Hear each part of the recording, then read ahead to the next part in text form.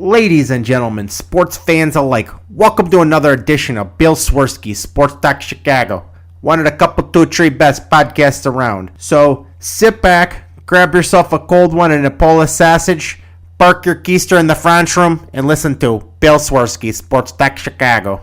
In Chicago, you know that all sports rock. The Bears, Hawks, Bulls, Cubs, and Sox. Pick your favorite, you can choose, as long as the Packers lose. For everything you need to know, it's Bill Swerski Sports Talk Chicago. Bill Swerski Sports Talk Chicago. Hey everybody, welcome to another edition of Bill Swerski Sports Talk Chicago.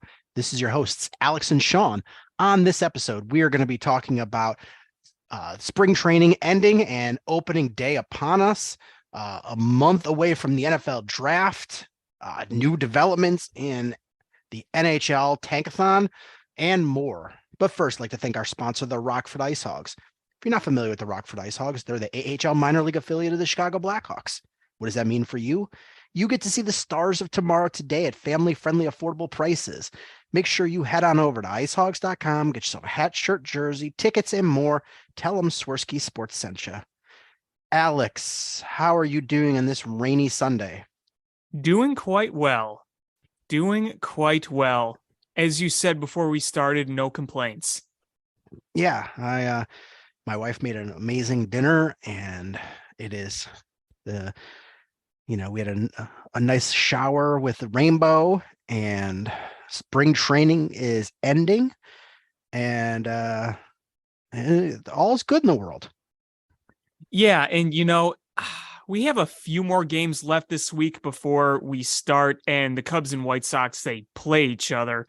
But it's like, all right, enough. Let's just get to the regular season already. I mean, you kind of realize every year how long spring training is. I mean, you play like a month's worth of games that don't mean anything. And listen, you need to ramp up. You need to get guys playing time. You need to see what you have in terms of depth. But it's kind of funny just how long spring training really does last. And it's, you start in November, pitchers and catchers report and everyone else reports, and then the spring training games begin. And, it's a process. It's a necessary process. I'm not saying it's not necessary. I just can't help but wonder, do you need as many games? And I think the argument you could make for the most part is yes, because again, you get guys playing time that might be trying to either look to make the team or might be just right on the fringe. They're minor league, non-roster invitees, and you get some prospects playing time.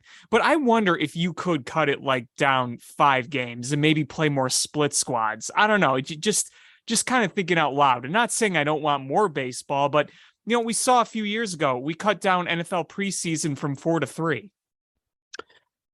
Yeah. And, I'm probably in the minority here. I like 4 NFL preseason games. I really do at the end like to see these players that we may never see again or won't get playing time all season. I kind of like to see them play, and gives you a glimpse of, okay, what do we have here that the coaching staff probably already knows through practices and things like that, but we don't get to see. I'm not gonna protest when they trimmed it down to 3, but I liked that 4th one. I would probably hate it if I was a season ticket holder and had to pay for it, but as a fan that's not paying for it, I like it. Yeah, no, that's fair. And I think one of the things with baseball too, especially, is it kind of depends on where you are. Because if you're in a rebuild and you have a lot of moving parts and you have prospects you want to see get ramped up, and you're kind of just looking to fill a roster and you're trying to have competition to who will fill that roster, the way you handle spring training is probably a bit different than how a contender in the middle of their prime might handle it. You're always going to have a competition for certain spots, like either bench spot or maybe 5th starter, something like that. But every team is in a little bit of a different position. So there are spring trainings that are obviously a bit more intriguing than others because, let's look at the teams in town here. When you look at the White Sox, you look at, okay, you're coming off a very disappointing year, and you're coming off a year in which a lot of your key guys got hurt. You want to see them, how do they stay healthy this spring? You want to see how their new manager handles them. What are they doing differently under Pedro Grifol versus Tony La Russa? It seems like we're hearing good things. They're doing what you want them to be doing. They're looking at the fundamentals and they're practicing those kind of things. And, so far you've stayed healthy, knock on wood. So that's kind of the big thing there. With the Cubs, you look at things like, okay, we brought in a lot of new guys. You brought in Dansby Swanson. You brought in Trey Mancini, Eric Hosmer. How does Jameson Taillon look? You get looks at Matt Mervis and Pete Crow Armstrong and some of the other prospects. So, you look at those kinds of things. And then, you could say for the White Sox too, you were looking at, okay, second base options. You brought in Elvis Andrus. You're going to be looking at depth options. You're going to look at Romy Gonzalez. You're going to look at Oscar Colas, who sounds like he made the team. So there's always something to watch in spring training. It just kind of varies from team to team. Yeah, the way fans view things might be a little different too. If you have a rebuilding team and you're on the ascent rather than the descent, you're probably excited because you get to see young players that you are probably going to get sent down to the minors that you're excited to see about for the future. If you're a team that is in that contention window or close to it, you're probably just ready for the season to start. And, I don't care. The young players come when they come. I want to see actual games. Yeah, I'll never forget, from a Cubs perspective, 2014, 2015 spring trainings, you're seeing Chris Bryant, you're seeing Jorge Soler, you're seeing Kyle Schwarber, and at the time we thought was going to be really good, Addison Russell. That was exciting. That was really exciting to watch. And then, more recently, when you have a White Sox rebuild, you saw guys like Luis Robert coming up and Michael Kopech and those key young guys, when they were building up in 2018, 2019. And then, when it's 2016, 2017, if you're a Cubs fan, you're in the middle of a window and you're like, all right, we just got to go through the motions of spring training and just get to the regular season. And I'm sure it was hard for the Cubs in 2016, after 2016, I should say, because they were coming into the 2017 spring training season. They were coming in February. They had won the World Series. They'd been on the big parade. They'd been on SNL. They'd been to the White House. They'd been on Jimmy Kimmel and Jimmy Fallon and all those entertainment. It's like they barely got any time to rest. So, these guys are just going to be kind of ramping back up. But, when you're the defending champs, you're like, okay, just get us to the regular season already so we can defend our title. This is just whatever, ramping up. Right. So we are at the point where I believe they were saying during the Cubs game yesterday the Angels starters already left town and they'd headed back to Los Angeles. Mm-hmm. And you're starting to see things ramp down. You're starting to hear, players that were borderline making the roster. You're starting to hear stories of them popping up. Like Jason Hayward is going to make the opening day roster for the Dodgers. Yeah, we'll see how that one goes. We'll see how that one goes. That one is going to last as long until they get healthy. Yeah, you're really just looking for guys to fill a roster because you have a couple injuries on the Dodgers. And, we know that the Dodgers really weren't very active this offseason. I think they're trying to gear up to get Shohei Ohtani. Could you imagine that? Yeah, let's step back here. And we didn't bring up the WBC. Yeah, I was going to say we have to talk about that. Oh my, could that have ended any better with the last three games? No, that was a dream for a baseball fan. And I don't remember a WBC in my lifetime that hyped up. It had the Hollywood ending. It had really good, intense drama. The crowds were amazing at these games. The energy was amazing at these games. I remember the 2017 WBC. Jose Quintana, when he was still a member of the White Sox, pitched really good. Javier Baez had that tag from Yadier Molina where he was pointing to him the whole time. And it's like, yeah, I got you, man. I mean, that was special, but this felt like on a whole other level. And you saw some really, really classic games. The USA game when Trey Turner hit the grand slam. I was watching that with friends at B-Dubs while we were watching, the tournament and the Bulls. That was great. Yeah, and the Japanese comeback against Mexico. I think Mhm. Mexico, was a really good team. Mhm. And, I think they would have won it if they could have held it down against the Japanese team. But Japan came back in that one and then, mostly dominated against the US team. But it came down to that final at bat of Shohei Ohtani pitching and Mike Trout at bat. And it was amazing. And the stuff he was throwing was filthy. Well, and that's what I wanted to bring up too was, there was a lot of, oh, look at Mike Trout, big situation, not clutch, blah, blah, blah, blah, blah. And I know some of it is just joking, obviously, but people are really like trying to say, oh, is Mike Trout overrated? Listen, who in the world's going to hit 102 with tailing action? First of all, I don't know how that's humanly, how Shohei Ohtani does that. It's a marvel. He is a specimen that we have never, ever seen. Like those, you could shit on Mike Trout, but those are two of the best baseball players in the history of baseball. Mm-hmm. Period. Like they're just both incredible. And Shohei Ohtani's stuff was just electric that night, coming in relief. Triple digits. You got triple digits coming at you with movement. I just, who's going to hit that? I don't know how it's possible to hit that. I tried to bet against a batting cage that had an 85-mile-an-hour pitch, and it was straight, and I looked stupid. Well, that's the other thing, too, is we remember Aroldis Chapman, right? Mm-hmm. His big thing was he, in his prime, threw 103, 104, 105. And, when he first made his debut, you didn't see quite the same frequency of guys throwing that hard. You see it a little more now. You see more hard throwers than ever.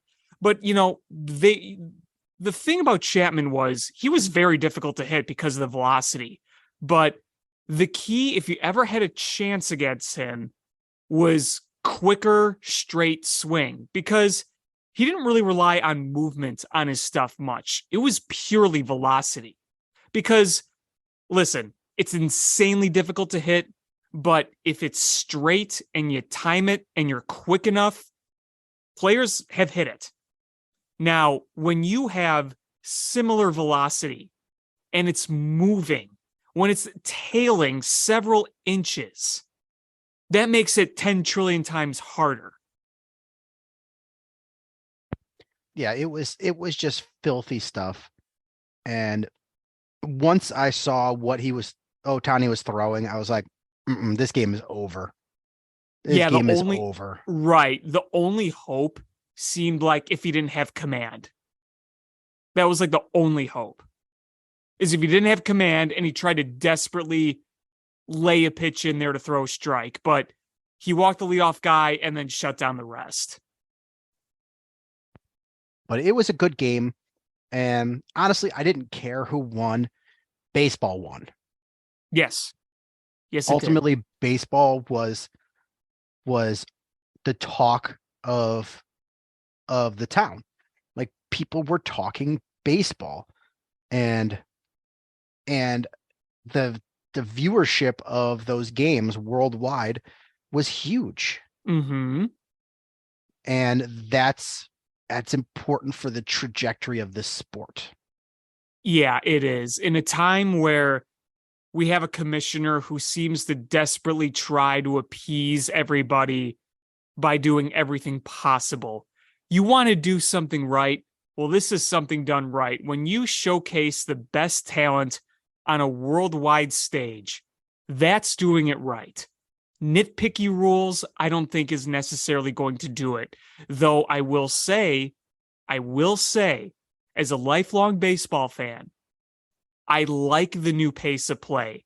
My thoughts on the pitch clock itself and some of the rules are a little mixed, but in terms of just the pace of play, I seem to like it. Now, the funny thing is, though, you didn't have that in the WBC. People watched and there was no pitch clock. They watched and liked it because of the talent and the energy being shown.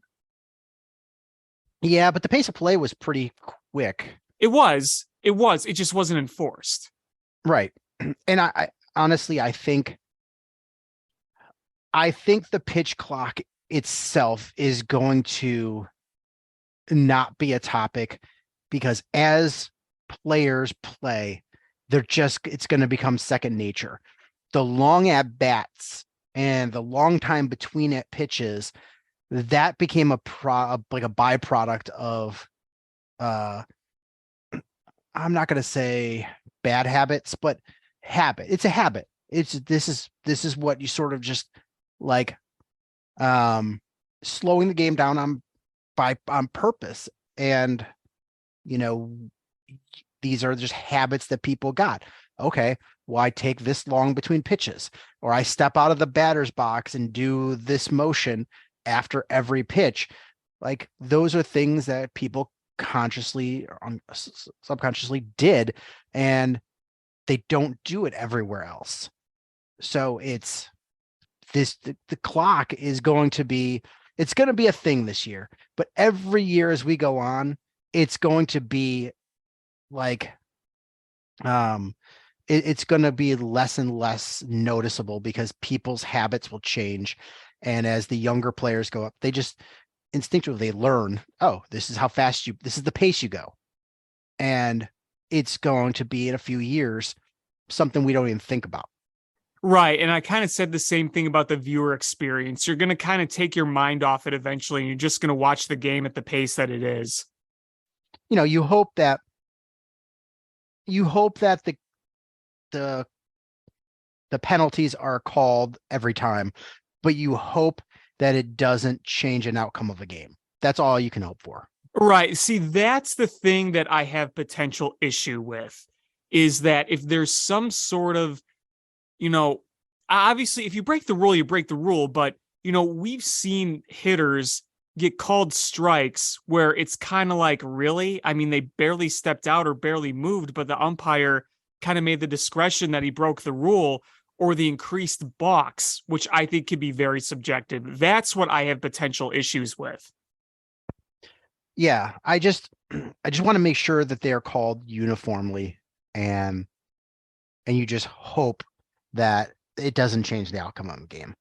I mean, if it does, but you hope that the ultimate outcome is baseball wants the games to be faster, or I take that back. They want the pace of play to be better. And all, I mean, owners, this must be important enough because you're going to lose television revenue,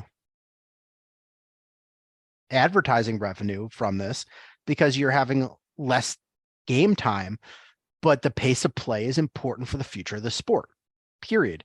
The longer these games go, the younger fans don't want to sit down for a 3-hour baseball game. Well, did you see the Cubs spring training game today was just under 2 hours? No, I didn't. Yeah, it went by lightning fast.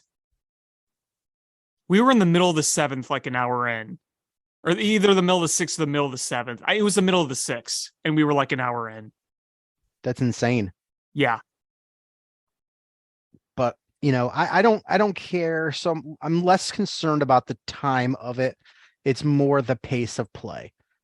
Put the ball into play, less downtime between pitches. Yes, Steve Traxel. Like go quick and get more action going. Yeah, make it more like a Mark Burley game. Those games always sped by. You know, it's funny because like hockey is a sport that could be longer, and nobody would complain because the fast pace of action, but those games go by so quick. Yeah, the players might complain though. The players totally complain, but you know, the game goes by so fast. Right, exactly. The NFL, they don't care because those games for the most part are like clockwork. You know how long they're going to last. They might go an extra 10 minutes, but they are pretty much clockwork 3 hours with halftime and everything. Yeah. You know, but Bears baseball, games that start at noon are always over by like 3:10. yeah, and those are even going a little late. But baseball, there's nothing to combat, or there previously was nothing to combat the lengthening time of games. There are being questions brought up though. Does that negatively impact revenue in terms of concessions and just time spending money at the ballpark? Or do they see this as an opportunity to grow your audience so that lost revenue is made up by better ticket sales and higher TV ratings? That's the question. I mean, there's probably going to be some degree of less concessions, but the question is, are those short-term gains worth the long-term loss? So you know, you're saying like, hey, like if we make a couple 100,000 more this season in revenue, is it worth, you know, having the slow pace of game where younger fans just don't care about baseball anymore? And I don't know if this is going to make younger fans care about baseball. We might see more if you see more things like the WBC, if more fans get into that kind of stuff. I just don't know if these particular rules were or will. I don't know. I mean, it's a good start. You know, I think the regional sports networks dying off is an opportunity for baseball to consolidate and allow easier access for fans to see the games. Yeah, and no, I think that's very important too. I mean, that's very significant. You're seeing a lot of issues with these RSNs, and I think there's going to be a big shift here with that stuff. I mean, being able to watch NFL games streaming wherever I am is a big deal. How many people have NFL Red Zone? It's got to be a big number. Yeah. So, I mean, I know I can watch a Bears game so many different ways, you know, and it's, but a Cubs game, it's marquee. That's it. Or you listen to Virgil Patrick Hughes on 670 The Score. Yes. You know, the White Sox, it's through Regional Sports Network. That's it. That's all you get. And you can't stream it unless you break the rules and use a VPN and mask where you are and then stream it that way. Like, this is baseball needs to get the rights back and take advantage of that. I think that would help in the long term. I think so too. I mean, that's one of the reasons why people are angry with baseball is because these blackout rules are so bad. Mm-hmm.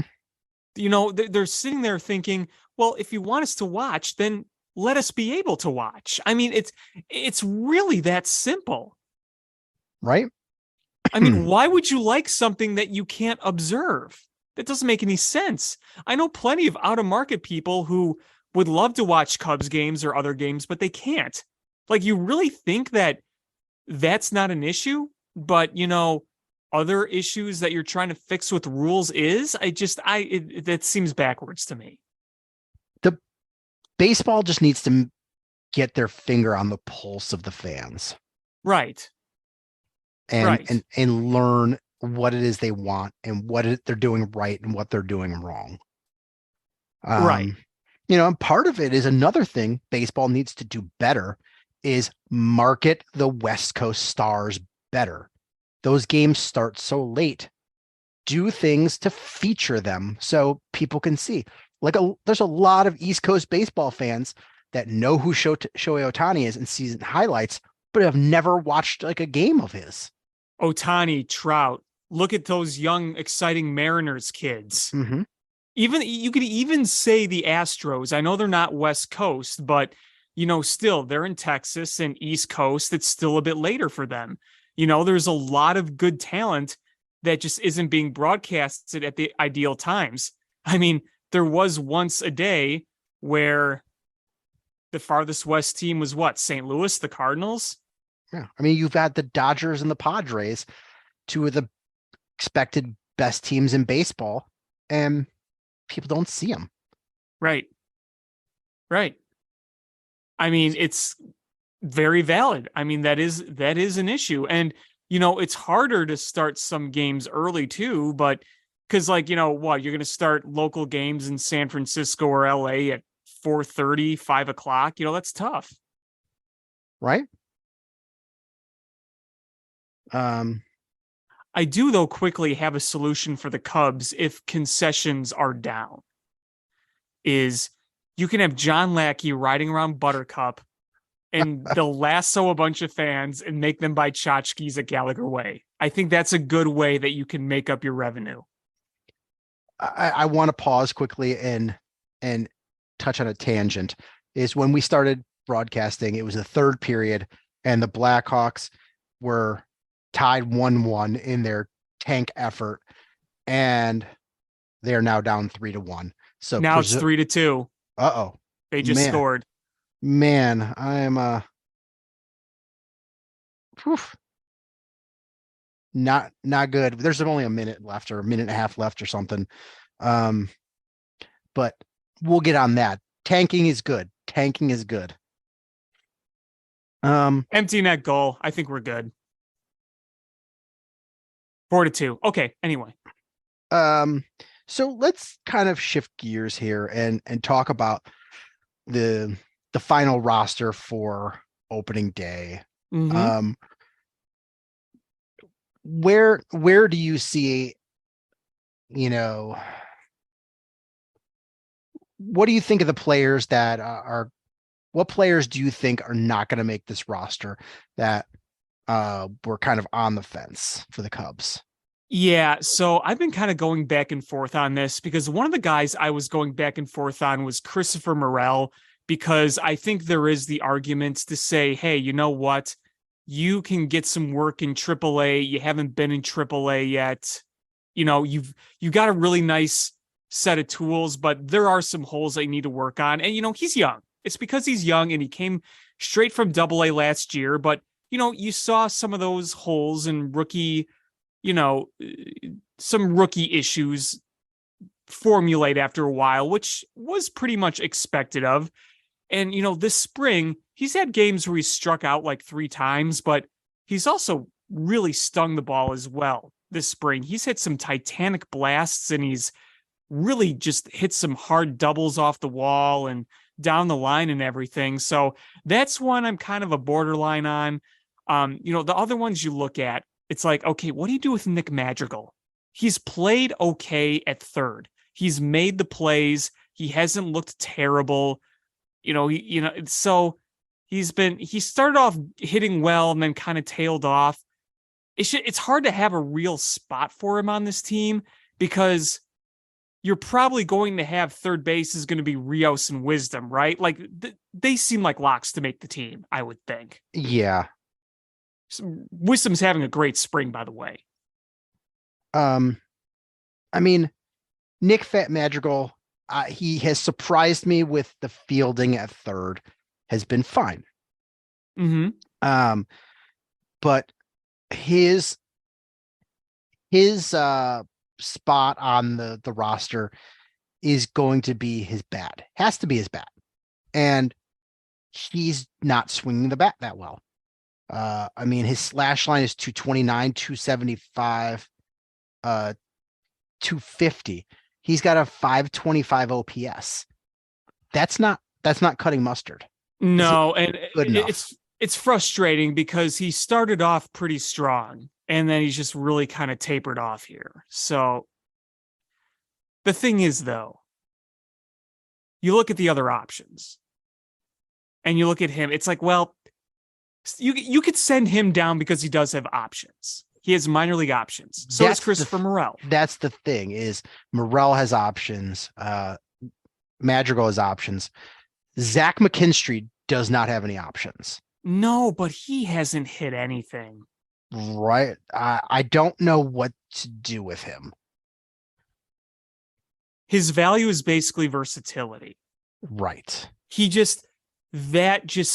To me, it's a situation with a player who's a quadruple A player. He's like the definition of a quadruple A player. Really, because his minor league numbers are great, but we have not seen him hit in the majors, and he has not hit at all this spring. And, people will try to say, and I get it to an extent, well, he's versatile and he's got no options. So, okay, but that shouldn't also be an automatic ticket, because you don't want an automatic out there necessarily. I mean, that's going to be something that they're going to have to decide if we're going to go based off just spring. And that's difficult because spring is spring and it's fluky. It doesn't tell you the whole story. Good guys struggle. Guys who are minor leaguers or fringe players can tend to go off, and it doesn't necessarily translate into the next year. But if you're going to go off spring training and kind of just earned based on what you've done, one of the guys I think that's getting some attention is the Miles Mastrobrani kid that they got from the Rays. Right. I could see him making the team. I also wonder if Mike Tauchman, the outfielder, makes the team. Are they willing to put him on the 40-man roster because Seiya Suzuki is still hurt? That's another thing we got to ask. Do we know what the timetable is for Seiya Suzuki? I know he's taking batting practice and doing some running, but do we know a time frame? Are we looking at like a week or a month still? Like, I feel like we're looking at a few weeks. Maybe mid-April. That's just my guess. That's the vibe I'm getting, is that he's not going to be ready for opening day, but he is not hopefully going to miss too much time after that. But here's the thing too, is you and I both know that obliques are tricky. Right. I mean, we lucked out because it doesn't sound like this was that bad of one. No. And they're really trying to take the approach of long haul rather than getting him back by this arbitrary opening day date. Right, exactly. I mean, it's to me one of those situations where you got to be as cautious as you can with this. You don't want to force 80%, 70% to somebody going onto an opening day roster when you have a whole season ahead of you. There's no need for the desperation. He's important. You want him in the lineup, but you also don't want to risk further injury. So, I feel like you want that safety net, but you're also not counting on him being out for a long time. And as the roster is constructed right now, you can say, okay, we could put Trey Mancini in right. Eric Hosmer can play first. We could have one of Rios or Wisdom at third base, and the other one can DH. So you can do it that way. It's just, who do you want to fill up the rest of the roster with? Right. I mean, I don't know if there's going to be any surprises per se, because just whatever they decide for opening day doesn't mean that's how the season is going to go. No, things could change fast, especially if you send guys down or if you keep guys on the roster that have options and things start not working and you can send somebody down. That will change the way you do things pretty quickly. If you say, all right, look, We kept Madrigal on the roster. He's really struggling. We're going to give him some time in AAA so we can option him. So, yeah, things are going to change quite a bit as we see every year going forward. And, you know, you look at some of the other guys that were in camp. You look at the David Boddies and the Matt Mervis. And, you know, I know we want to see Matt Mervis, but I'm okay with them kind of taking their time with him. No need to really rush him. You know, I mean, we should be rooting for Matt Mervis down in the minors. That means that Hosmer and Mancini are doing well. yeah. And I mean, I really don't think Hosmer is going to last the entire season. I really just see him as a guy that's going to hold the fort down until the time is there. I mean, another hope I have is I hope David Bodie tears it up in the minors and comes back. I like David Bodie. And I root for him. I root for David Bodie. And I don't know if he's ever going to succeed and be the guy that I hope he is, but he had a nice spring, got sent down, and I just hope that you could see him come back. I really like David Bodie too. And I think he will be back because there's going to be injuries. Someone's going to get hurt. Yeah. You're going to need him. I hope he makes the most of the opportunity. Yeah. And, you know, I feel for David Bodie, and I do really like him because he's obviously had some really memorable moments as a Cub, and he seems like a really down to earth, good guy. So I always do wish him the best. That said, though, I get why the Cubs sent him down. I get it. He had a good spring, and I know one could argue, shouldn't his spring have earned him a spot on the roster? Well, we've seen him have big springs before, and we've seen a lot of mixed results.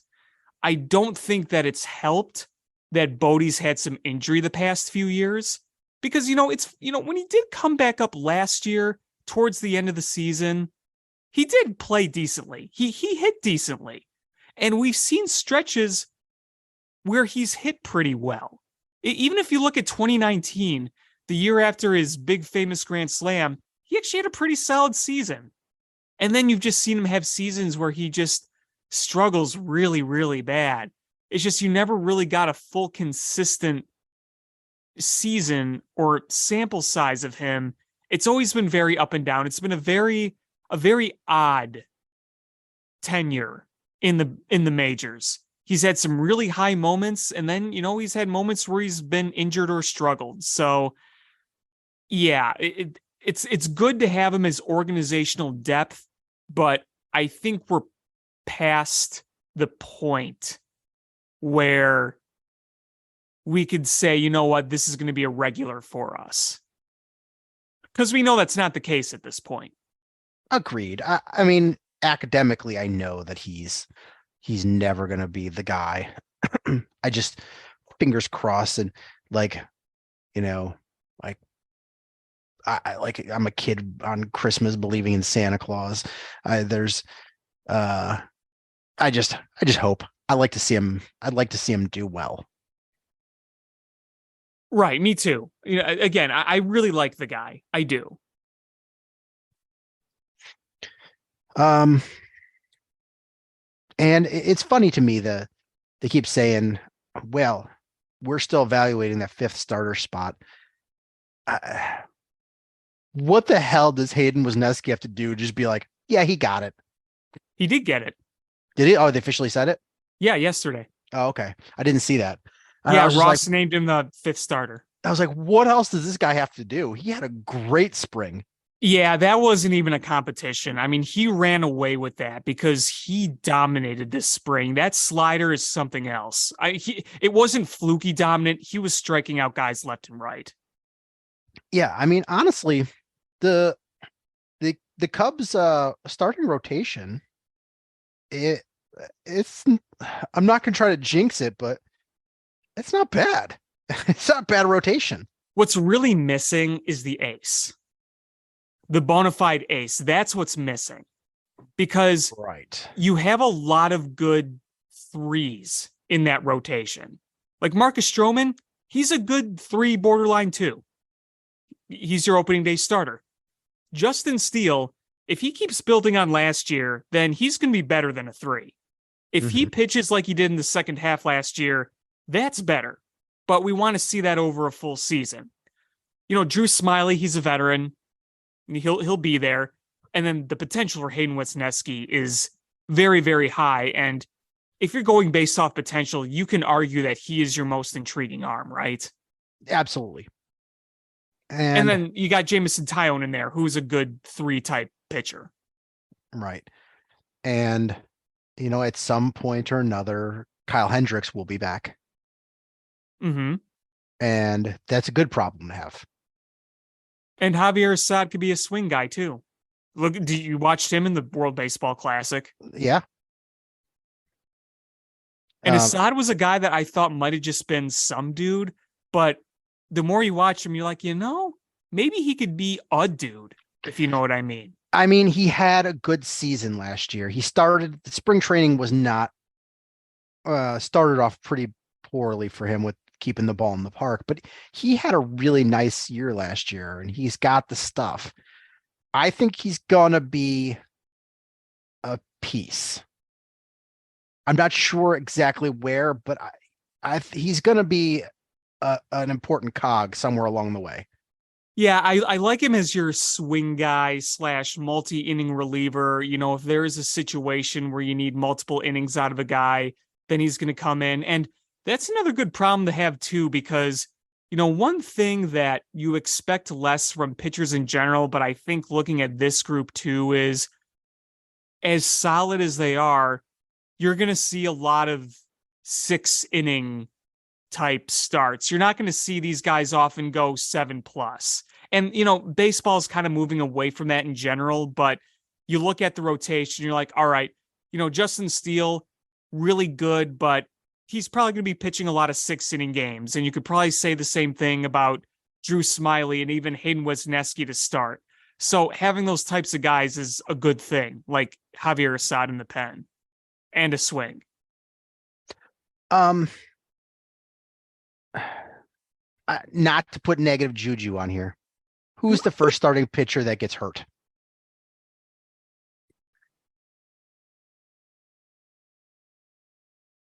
Hello? I'm thinking. Oh. Man, you really had to ask that, didn't you? I did. It's going to come. Oh yeah, of course. Of course.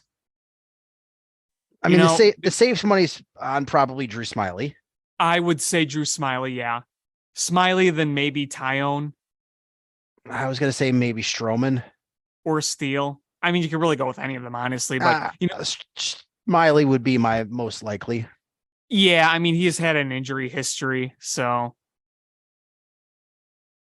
Yeah, I think that's probably a decent bet. What about the White Sox? We got the big word today that Leury Garcia is not going to make this roster. Yeah, and I think that there were a lot of White Sox fans very, very happy about that. Obviously, it's not personal, but the amount of bending over backwards they did for a guy who last year had a really rough year, a guy who was put in regularly, who I am convinced had obscene photos of Tony La Russa, so he blackmailed them to put him in the lineup every day. The guy played for the White Sox for what, a decade? Pretty much. And I mean, there was a lot of frustration just over the fact that the White Sox were willing to give him an extension and yet not go after other bigger free agents. Like, I get it. I get why you'd be upset about that. Like, I mean, if you objectively look at Leury Garcia's career with the White Sox, for how much he got paid, you would have to call the overall body of work a success. In the last few years, he became the guy that you were like, you're mad at him because of what, I mean, what's he going to do? Say, I'm hitting shitty. I don't want to play. I need to sit. Right. Right. You're going to play when you get your name called. He became the proxy that of Tony La Russa, that if you hated, he became the got the ire. And I think part of why he's not going to make this roster is to get that complete refresh start from Tony La Russa. I mean, I think that's important. If you're Pedro Grifol, you've got to come in there and be like, hey, listen, this was Tony's guy, and nothing against Larry Garcia. We're going to go a different direction, period. Well, I think the mentality of it was, we're not going to bend over backwards just to give you a spot. You're going to have to earn it. So I think White Sox fans, he was brutally bad last season. I mean, yeah, brutally bad. And I think partially White Sox fans are overjoyed because this guy that was really bad and cost the White Sox games. I mean, look at the record of games he was in versus games he was not in. It's a stark difference. Lost the White Sox games. And it's also that like last tie with Tony La Russa. And they're rejoicing. And I don't think anybody's mad at Larry Garcia as a person. There's nothing personal against it. No. It's a what he represents. Why keep players? Because we paid them. And part of it is that too, is they're like, well, we gave this guy an extension and Jerry doesn't want to pay somebody for nothing. And you're like, that's part of it too, is poor Larry Garcia just represented a lot of bad things in the eyes of White Sox fans. Yeah. And when he did it himself on part of it. Right. I mean, when he was used properly in years past as a bench utility guy, he was a fine player. He wasn't outstanding by any means, but he was fine in the role he was given because that was the role that he would exceed in. But as an everyday player, that wasn't the right role for him. And like you said, it cost the White Sox games, and he had a really bad year last year. So I think, just the fact that it's like, hey, we're not going to be making the same mistakes that we did under Tony La Russa was the big boost. So the White Sox, I guess these could have been made in the last day and I just sort of missed it, but the White Sox have to make a decision on Jake Berger. He had a nice spring training. Is he going to be on the roster? I think a lot of fans want him to be. I know he's not the best defender, but he's got some pop. What about Romy Gonzalez? Is he going to secure that spot on the roster? What about Nick Avila? I think they already said Oscar Colas made the roster. Yes, and Sebi Zavala is going to be the backup catcher, so we know those. So there's still some questions that the White Sox have to answer. But I think, I've been thinking about the White Sox, and as far as how the White Sox are going to use that bullpen as for closer situations. Liam Hendricks obviously still out, and I don't think we have any sort of timetable of when he'll return. I don't think anybody knows. No. But until if and when he returns this season, I think they're really going to go by committee with that team. Yeah, I mean, you have a couple of options too. I could see Reynaldo Lopez getting a decent amount of closer time. Maybe Kendall Graveman. They dare if they feel like Joe Kelly can do it. I don't know. I'd be pretty hesitant, but I feel like the top two that is Joe Kelly's tenure with the White Sox has been bad, but he's had a really good career as a baseball player. He has. You know, I think if he bounces back and has a better season, you know, to what you expected of him when you signed him, I I don't think the moment's ever too big for him. I think he has that mentality. You could put him in a closer and he doesn't give a shit. He's going to go in there and do his job. It's just whether or not he's going to have a bounce back with his stuff. Yeah, I think there are other options I would trust first at this moment. Like I would trust Reynaldo Lopez over that. You know, it's funny. His arc with the White Sox has been a weird one. But I like Reynaldo Lopez. Yeah, think, he's, failed starter turned reliever. Yeah, both of us, I think, from the jump have liked Reynaldo Lopez. But I think he's finally going to find his footing here with the more higher leverage closer situations. Yeah. Well, and I think too, just not pitching, being stretched out like a starter, pitching in shorter spurts as a reliever will do him better. He'll be able to maximize his stuff more. Right. And that happens with a lot of pitchers. It happened to Liam Hendricks. It happened to Wade Davis. It happened to Andrew Miller. It happens all the time. What, the failed closer or starter to closer? Mm-hmm. Oh my God, what's his name? Dennis Eckersley. Yeah, there you go. He was a failed starter and hell of a closer. Mm-hmm. Hall of Fame one. But yeah, I think that the White Sox actually shape up fairly well. I mean, obviously, if you have a healthy Liam Hendricks, you're excited to have him back. But I think they have enough options to keep them afloat. I think so too. And then I guess, the big question I have, and this is a more arcing question, like not a right now question, is if this team does not have first half success, do they start selling pieces off? I think it would have to be really bad for them to do that. I think we'd have to be talking like double-digit games out. If they're like 5 games out, then they're not going to be selling any pieces. If they're 10 plus games out, then maybe they entertain that idea. But I think it would have to be really bad. And I don't see them being in that. I could see them being in a race where they're maybe a few games back because they're in a tight race with, like, say, Cleveland or something. But they're both playing pretty well.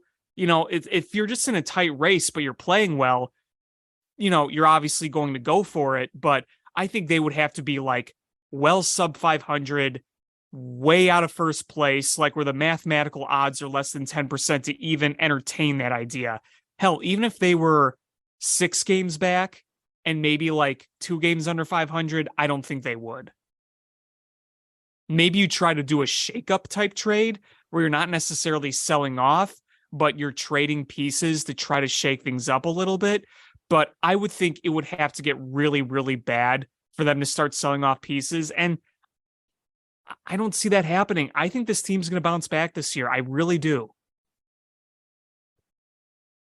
I mean, the question for me is always going to be, Tim Anderson is going to need a new contract soon. Mm-hmm. If Colson Montgomery is playing well, do the White Sox move on from Tim Anderson and make a trade?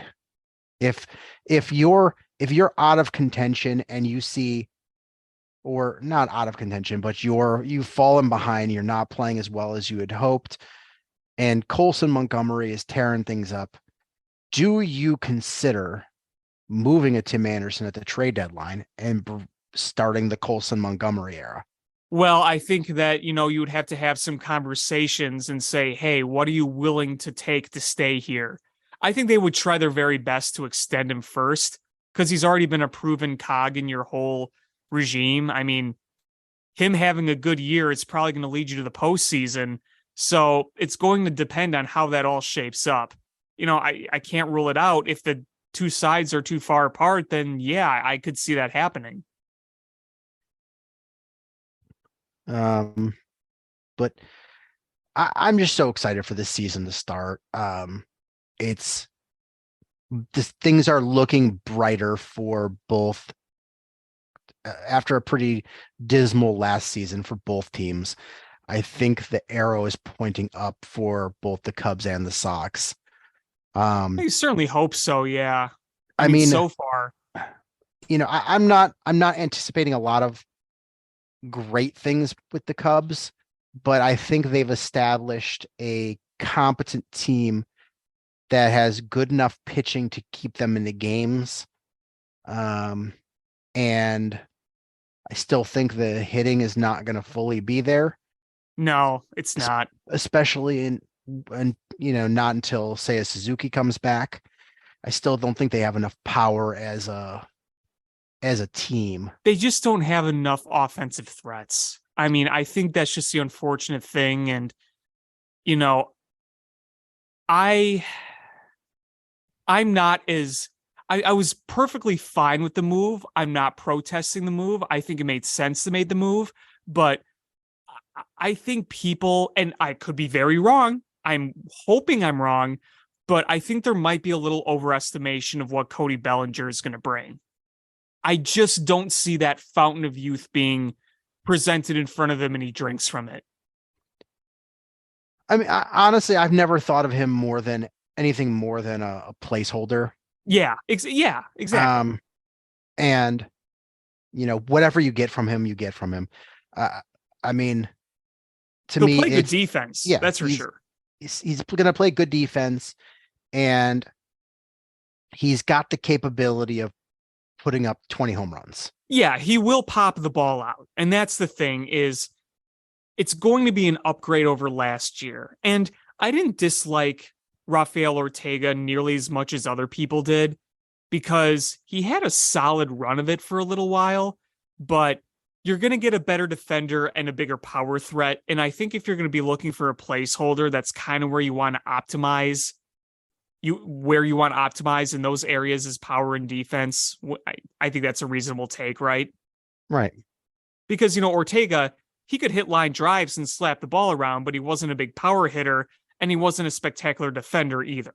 So, you're exchanging, I think, more swing and miss and not as much getting on base for better glove, more pop in Cody Bellinger. And the hope would be you would get more professional at-bats. Whether or not they're good or not, sure, you get a more professional at-bat, and that's the hope.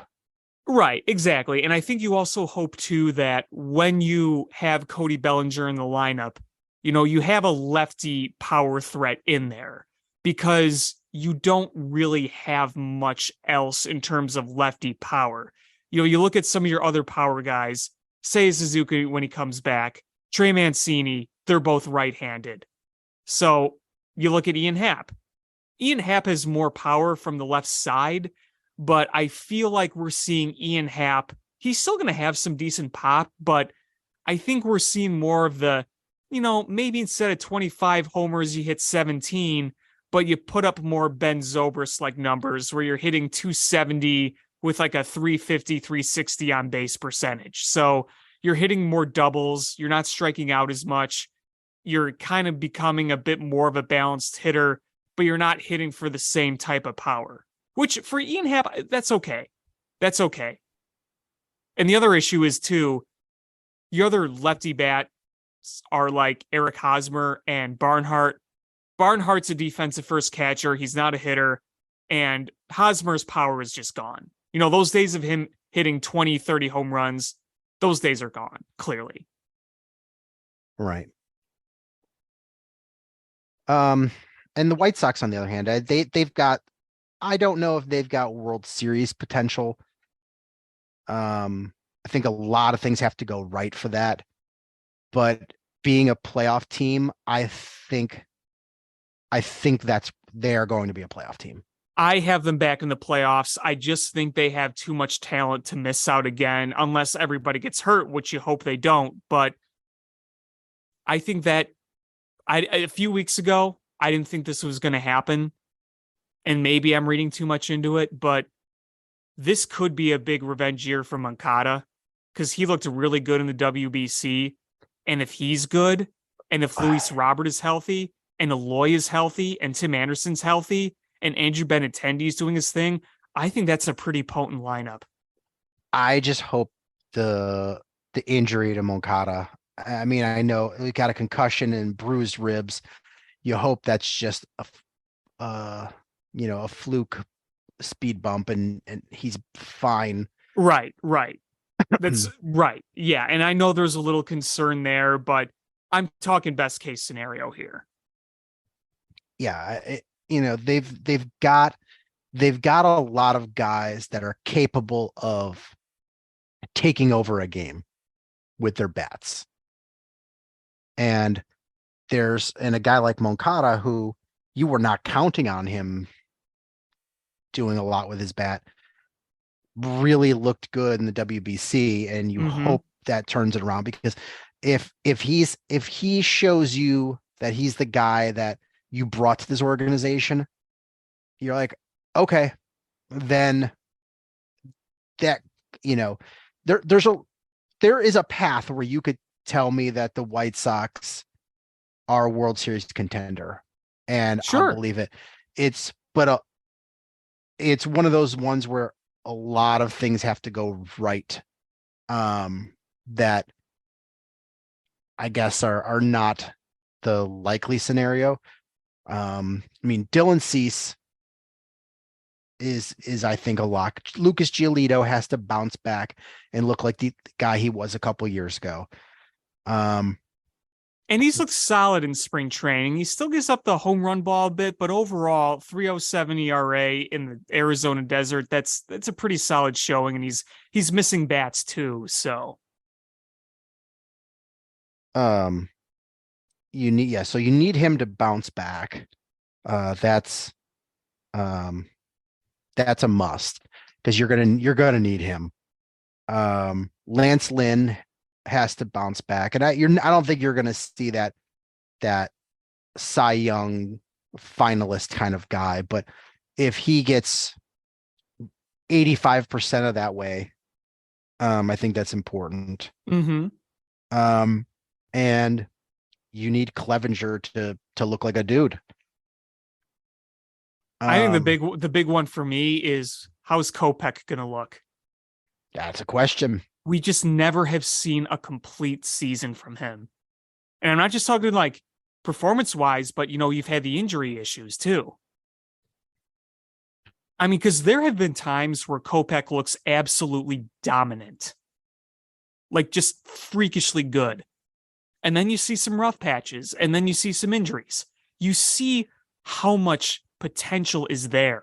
We've seen it for years, but you need to see a full season of it, because my biggest issue with the White Sox is I just don't think they have a lot of good depth. If there's a key injury, it's harder to replace it. And if something happens to Kopech, that's tough for the rotation, because I don't think you have a ton of guys that could step up and fill those spots. So they need to be healthy. They need to be durable for most of the year. Tim Anderson's got to be healthy. Luis Robert has to be healthy. If Yoan Moncada, if he gives you anything close to what he was in the WBC, and if Yasmani Grandal puts up his average career numbers, you've got the makings of a really good team. There's just a lot of ifs in there. Right. I mean, again, it's like the ceiling is high, but the floor is Lava. Getting lower and lower by the year when you have injury concerns and you're not bringing in more. I mean, the thing is, the White Sox have a very good base. And again, I'm high on the White Sox this year. I think they're going to get back to the playoffs. I could see them winning 90 games and getting back to the playoffs. I could see them winning the division. I still don't think that division is anything to boast about. I still think it's theirs for the taking.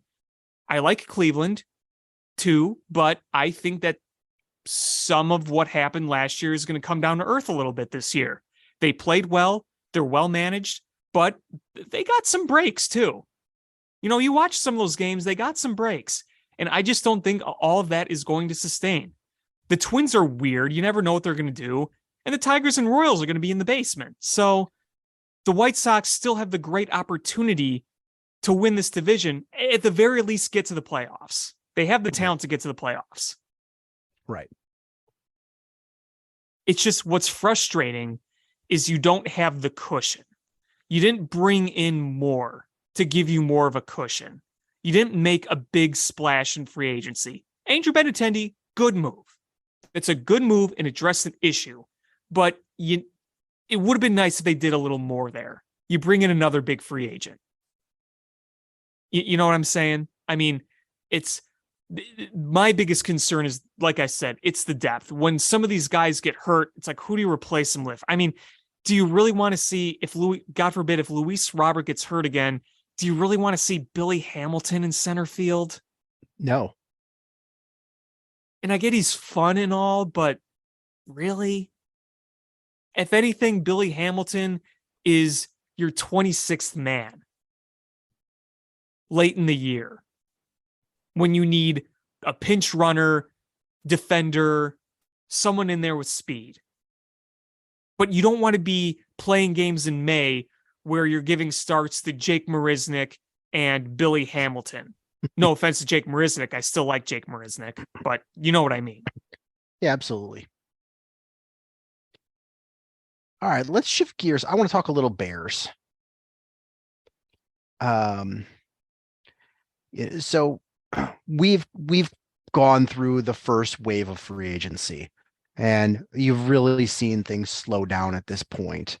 Teams are kind of gearing up for the NFL draft, and there's still that time where you're going to have players that are released for contract reasons rather than for just not being able to play. And you still are going to have guys that are moved via trade. There's a lot of guys that are quietly or not so quietly on the trade block that are going to move. And where we stand right now is we've seen the Bears spend a ton of money, brought in a bunch of guys, and now we sort of have shifting priorities of where the biggest needs are at this point. Would you say that's correct? Yeah. So we're about a month away from the NFL draft. And what are you seeing as the Bears' biggest needs at this point? In terms of position? Yeah. Or position groups. Defensive line, man. I know we want to say offensive line too. I truly believe that's going to be a focus in the draft, but I would love to see more D linemen come in here. And I'm not even talking starters. Just bring in either swing or depth guys. Just help shore up that area more. Because if you really want to start competing, you need to get to the quarterback. And listen, if you want to win shootouts in 2024, okay, it's just going to be a lot harder if you can't stop the run or get to the quarterback. I agree with you, but I'm going to say right tackle is a hole still. I know you have options and it's not as grim as could be, but I don't love any of those options. And I would like to see the Bears bring in somebody to play that spot and lock it down for a number of years. There's what's the point of spending or, trading for wide receivers and bringing in weapons at tight end and running back if you're not going to protect your quarterback? Yeah, and that's very valid. Very, very valid. I would say defensive line would be the second area of need. You can field a starters that you're not comfortable with, but that you can live with. Is they brought in a defensive tackle to be a one technique who's a plus player. You have Justin Jones, who was your three technique last year, and he was arguably your best defensive lineman. Again, we said that they still needed to improve there, but he was your best defensive lineman. You've got Gibson and Robinson on one side as edge, Walker on the other side. So you've got guys, but agree with you that there is just so thin with depth. Anybody goes down and that whole line collapses. The depth is going to be key because you saw the Eagles had depth at every spot on that defensive line, and it helps you with the pass rush because you can put in fresh bodies, and it safeguarded you against injury concerns. And the Bears lack that severely on the defensive line. Yes, they do. I mean, you look at the guys they have on the roster at the defensive line, and you're like, who the hell is that? It's so bad. It's like those candidates of if you were to go into a preseason game and be like, which of the two teams does this guy play for? And you would be flipping a coin because you didn't know. And yeah, it's true. So I would say that's second, but I agree with you. The logic there is that depth is just, the cupboard is bare as far as depth. And luckily you have the financial and draft capital to fix that.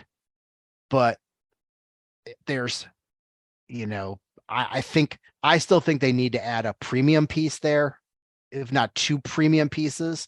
Absolutely. Yes. Because at the one technique, okay, if you say the guy they got from the Raiders is the starting one technique, I'm fine with that. He was a good player last year. And I could live with Jones being the three technique this year. But if you replaced him, you upgraded over him and he was the rotation piece, I'd feel a whole lot better. Mm-hmm.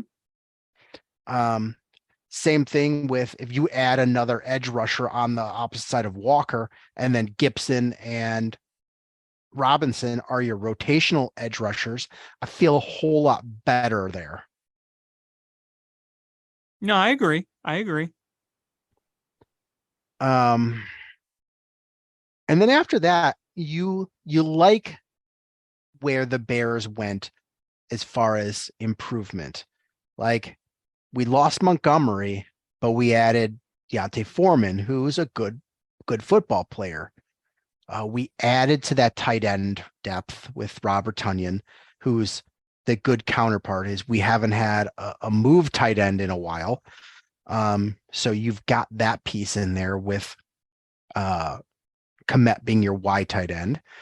You brought in a number one wide receiver. You're set at quarterback. I like the backup quarterback now better fit, better player than you did last year.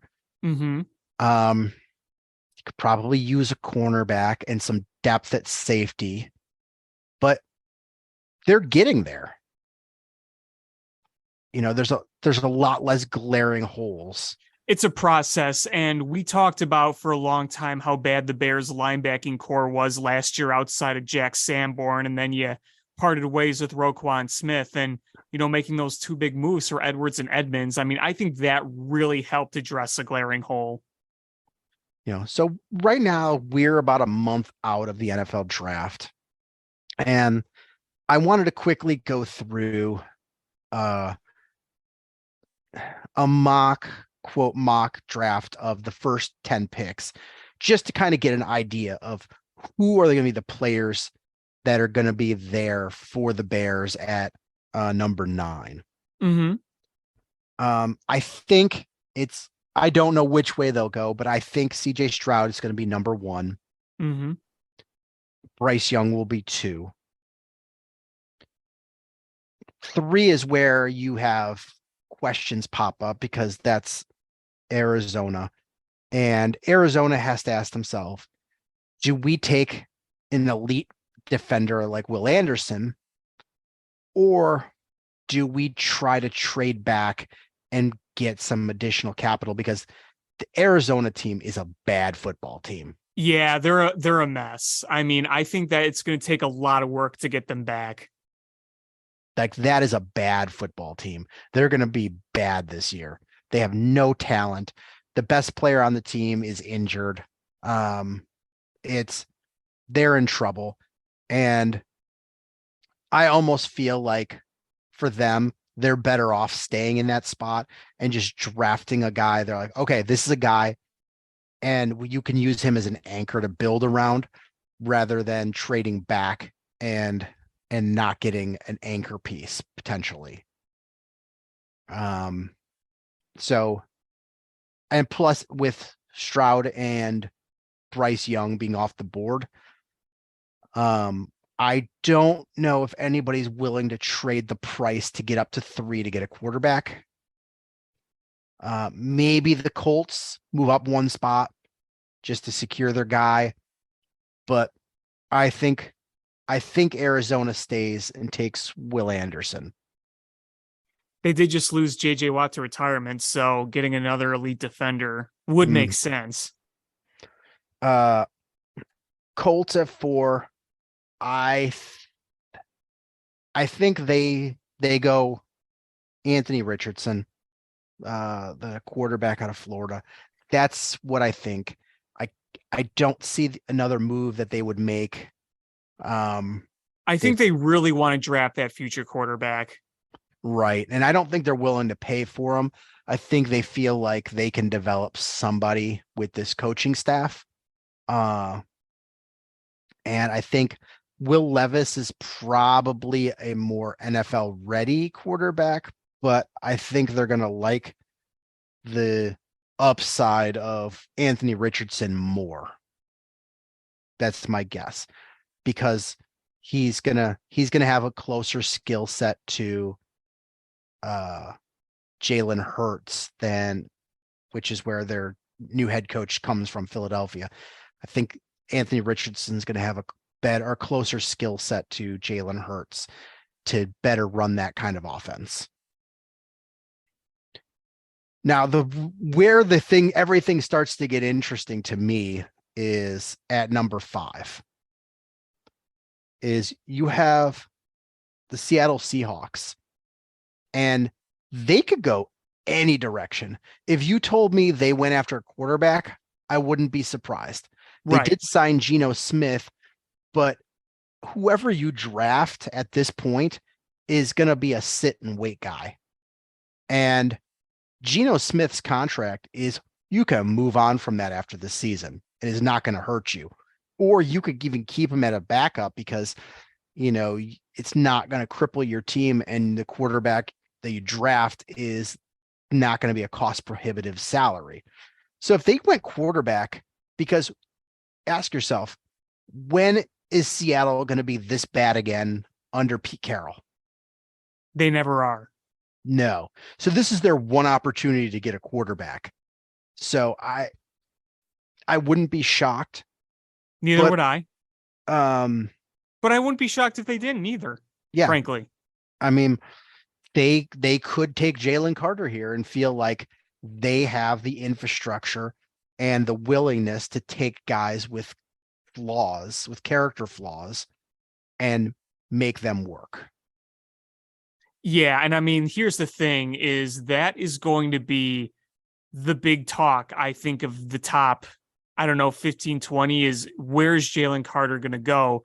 Because if he still got drafted high, I wouldn't be surprised. If he sank and his stock dropped, I wouldn't be surprised either. there was a lot of talk about that combine. It was not a good showing.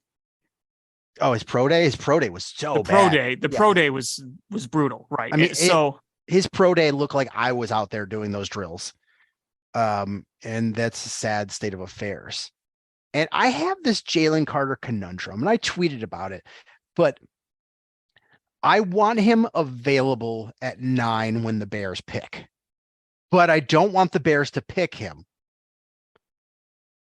I just want the option that they could have picked him if they wanted him, but they've made the conscious choice to not pick him. And I don't want him to go to the Eagles. Because if he went to the Eagles, that would just be such an embarrassment of riches. Yeah, it would be. I don't want him to go to the Lions either. Yeah, and that's possible. Yeah. I know a lot of mock drafts have that cornerback going to the Lions. The Lions are going to be interesting, and I want to finish the Seattle here at 5, and Seattle is really where this draft starts. The first 4 picks, I'm not that concerned. It's probably going to be 3 quarterbacks and Will Anderson, most likely. It's that 5th pick that everything, and this impacts the Bears a ton, because there's a way this draft can fall very well for the Bears, and there's a way that it falls where the Bears at that 9th pick is maybe not as valuable. So I'm gonna say Jalen Carter goes to Seattle. I think Pete Carroll's I think they're gonna take a quarterback in the first 3 rounds, but I think they're gonna pass. I'm gonna say Jalen Carter, which puts then the Lions at 6.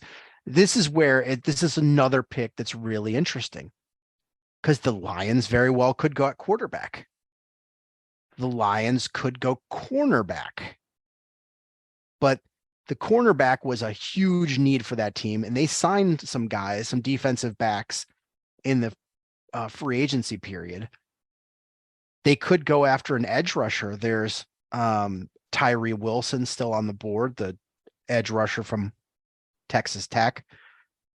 The Lions are going to have a big impact on the Bears. And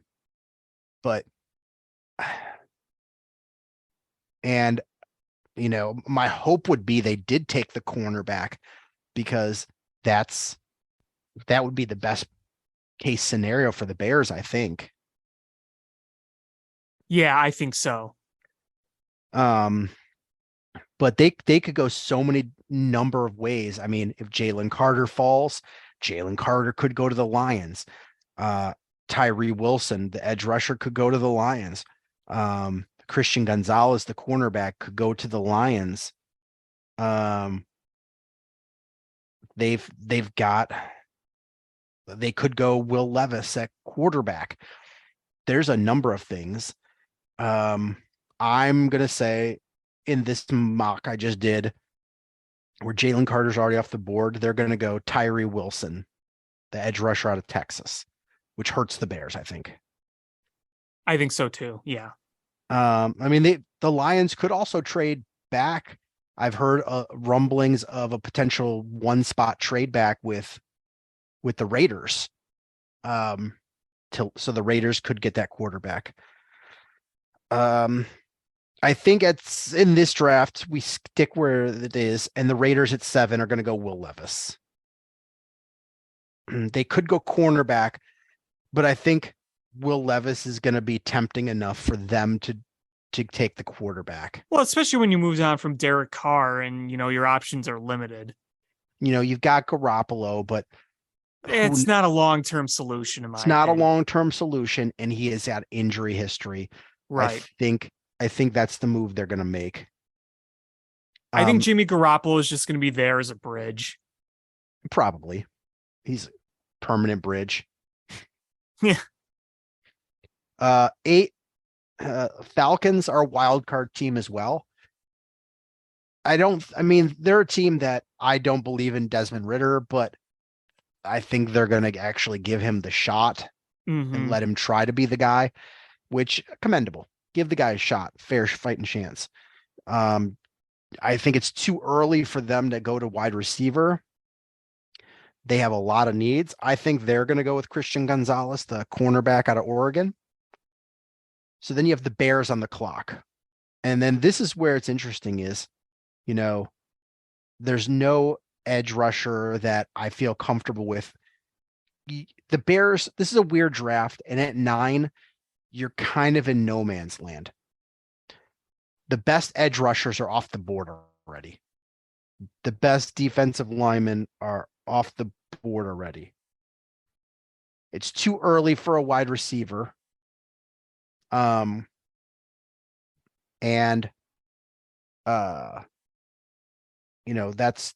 are kind of the picks here. So you've got option of going cornerback 2. There's cornerbacks that are available that would be good. Like Devin Witherspoon from Illinois, or Joey Porter Jr.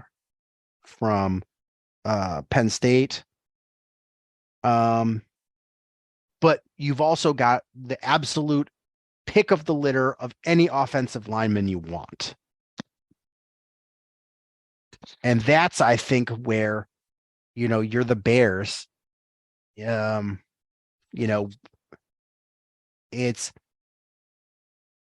if you stay at this 9 pick, this is the beginning of like the no man land where there's nothing you're just like salivating over.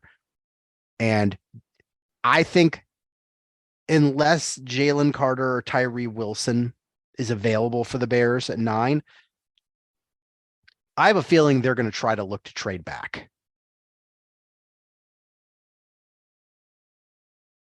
It could happen, sure. I didn't think it was, honestly, when they first did it, I didn't think it was going to happen, but now I do feel a little differently, I must admit. What they need is, and it won't be until a draft day trade. It's going to have to be Right. somebody falls in love with a player and they really want it. Right. And you're not going to get the quarterback premium, but any sort of value you can get, if Tennessee wants to leapfrog the Eagles, it's going to be somebody trying to leapfrog somebody else. Right. Right. Because the Tennessee's at 11, Eagles are at 10. If they feel the Eagles might want to get their guy, they'll leapfrog. I think the Texans are going to stay put because they have the opportunity to get their number 1 quarterback. I think Bryce Young is their number 1 guy, and I think they're going to get him. And then turn around and get QB or wide receiver 1 too. So I think they've really got this good this year. I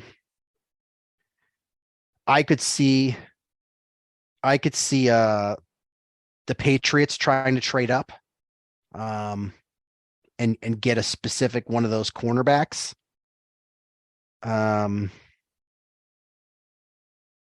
I could see,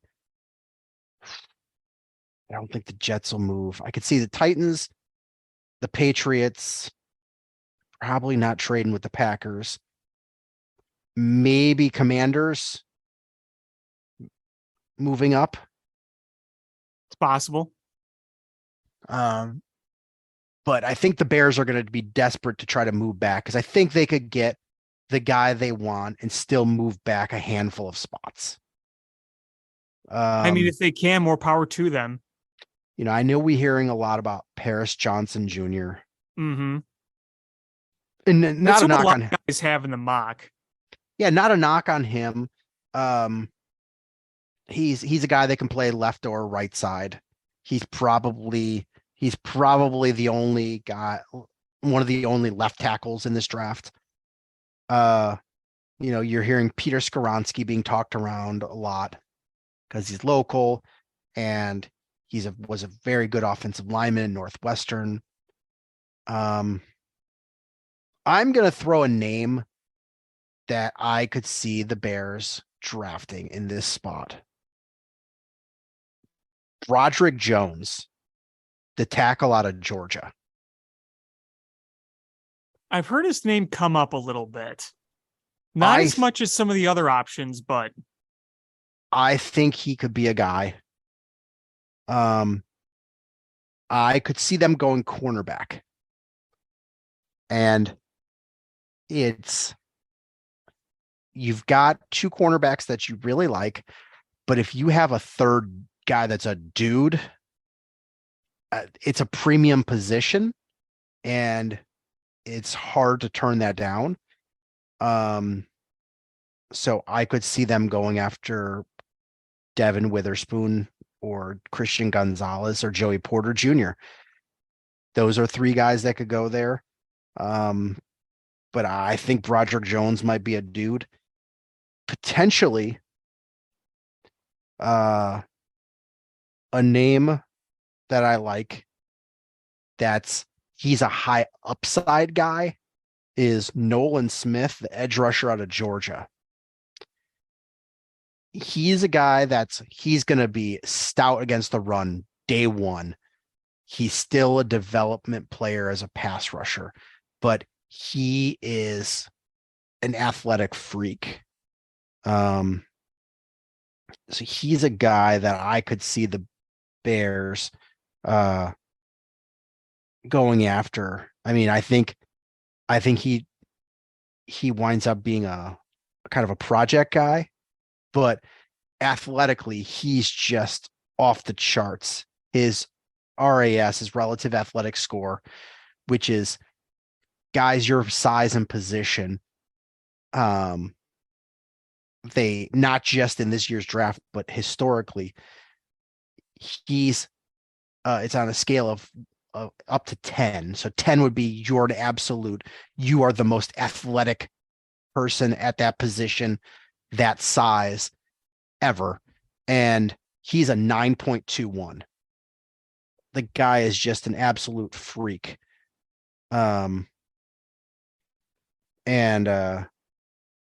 His broad jump, he's got an over 10-foot broad jump, 42-inch vertical, which are just absolutely elite.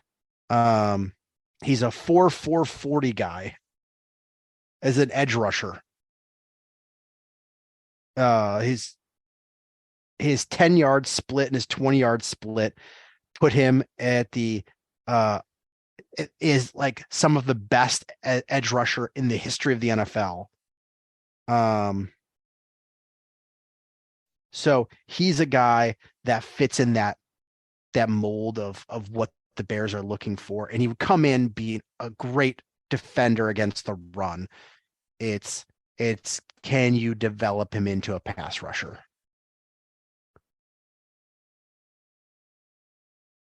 Yeah, that would be interesting. He's one of those guys that, like, I could see the Eagles taking a swing on, or the Seahawks, because they both have multiple first-day picks, or the rich Lions. Get richer. Yeah, it's one of those where you can take a swing. You don't worry about missing because you're already a good team, or you have multiple first-round picks. Those are the kind of teams you're like, oh, they could take that and really hit a home run. It's tough. And that's kind of the cool thing about having multiple first-round picks, is it gives you that flexibility, because if you swing and miss once, you can pick the safe guy with one where you're like, okay, I know what I'm getting here. So, like, if you're the Bears, I think Peter Skoronski is safe. Even if you have to kick him into guard, I think he's a safe pick. I think Broderick Jones is a safe pick. People with Skoronski talk about the arms, but other people try to say maybe it's not as big of a deal if he can actually play.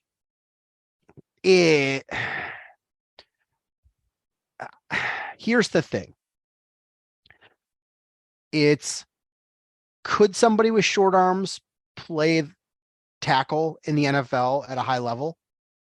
I'm not going to say it's never going to happen. It's just when you can't find that, like, historically, you just can't find short arm guys that are successful at playing tackle. Then you go, okay, well, then I'm not willing to risk that. It's like, could Could a guy that's 5'8" play quarterback in the NFL? Maybe, but it's not the size that you're looking for. There's a cornerback in this draft who on tape has good tape, but he weighs 160 pounds. Yeah.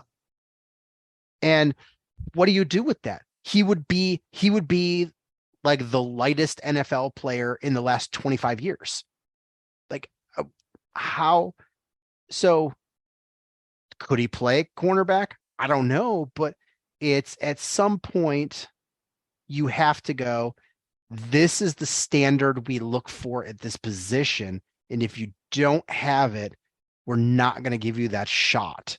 And I think Skoronsky at least has earned the right to try, but Hogue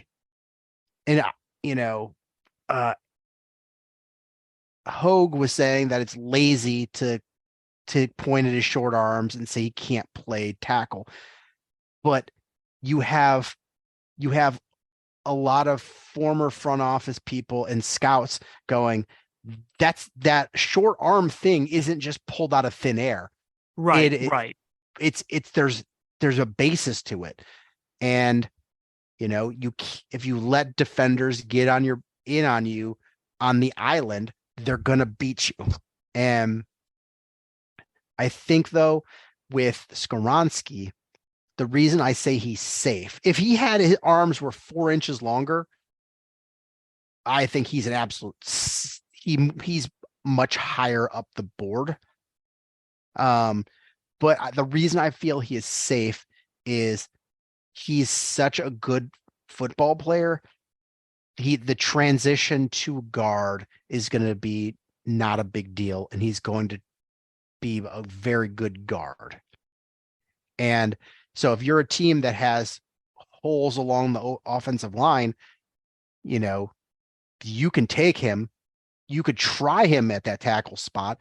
If it doesn't work, you kick him into guard, knowing that he's going to be an all-pro guard.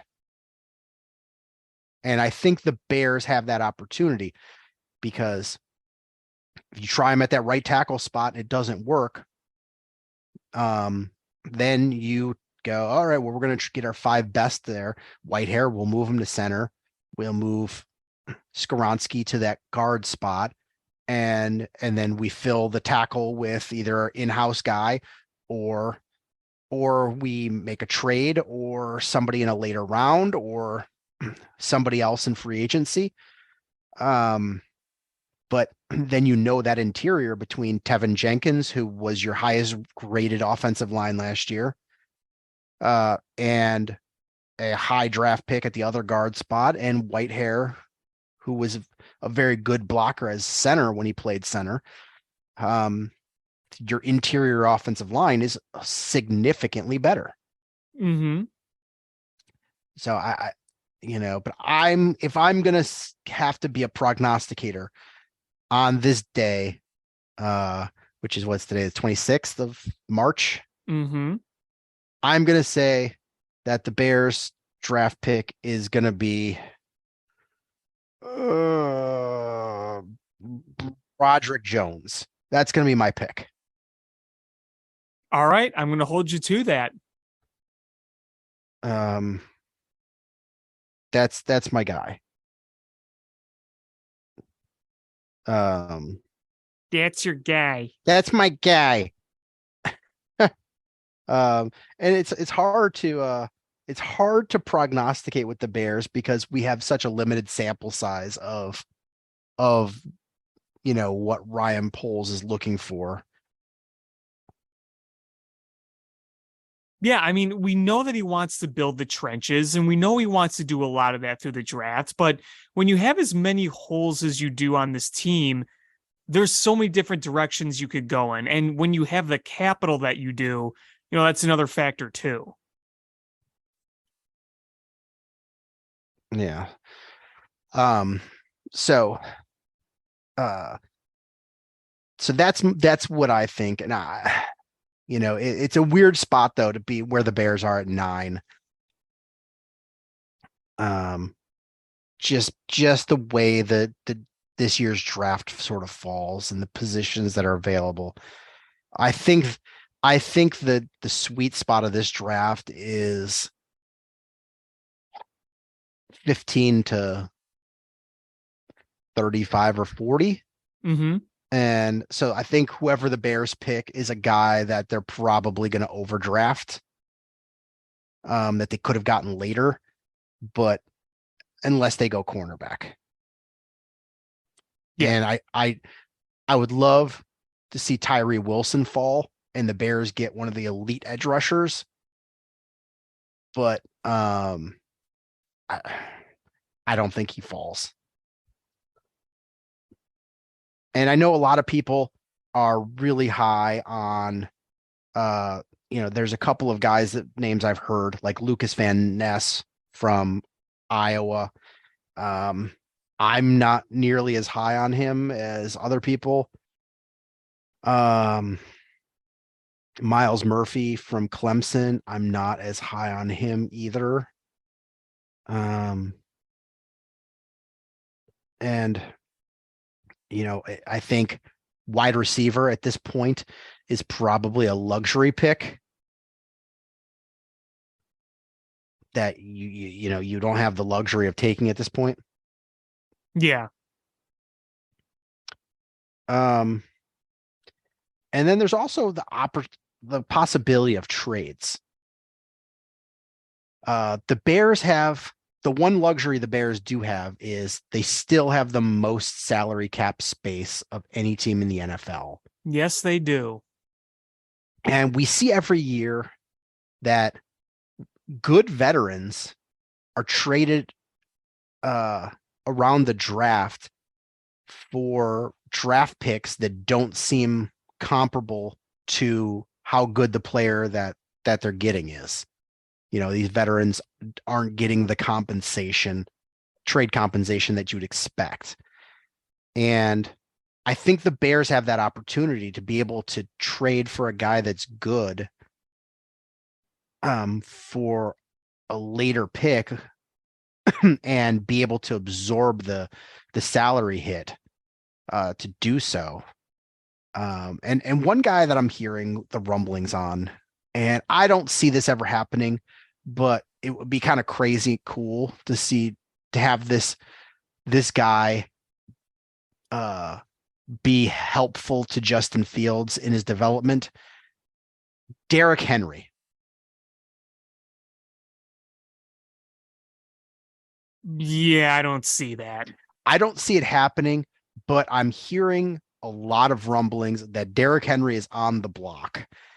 And yeah, just to have I don't know how much time is left on Derrick Henry's contract, but to have him for another year or two where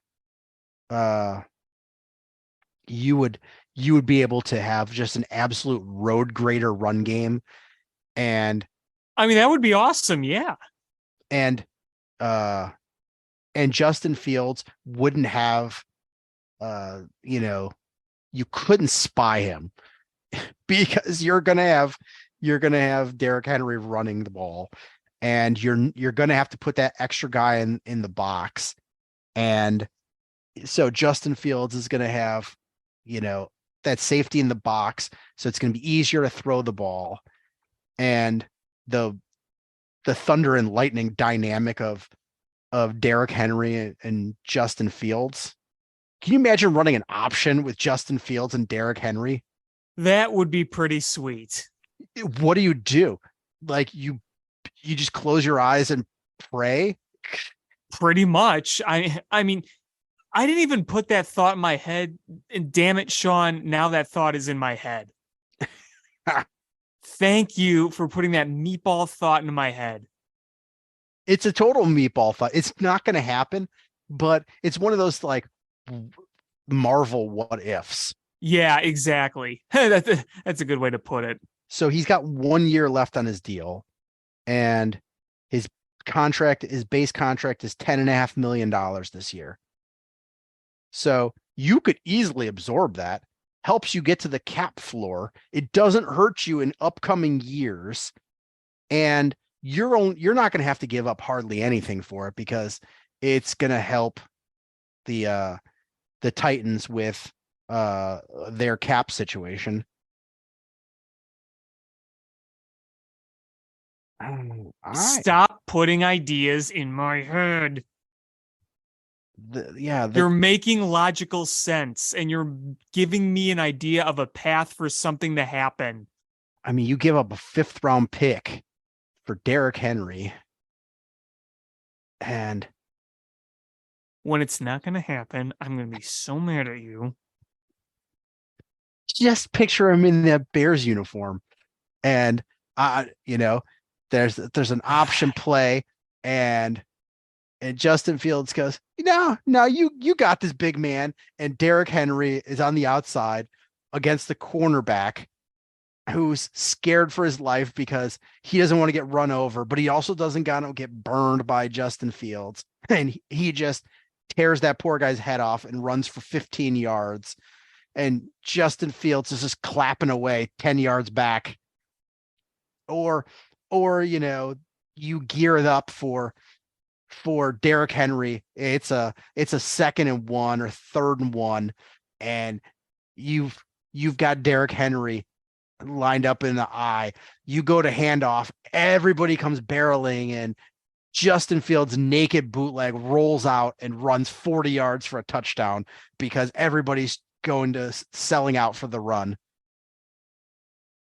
You are just... Right now, I'm sitting in a metal tub in my backyard, ladling meatball sauce on myself. And you know what? You should be doing that in your own privacy. You should be doing that alone. Nobody knows about it, so you don't put ideas into people's heads.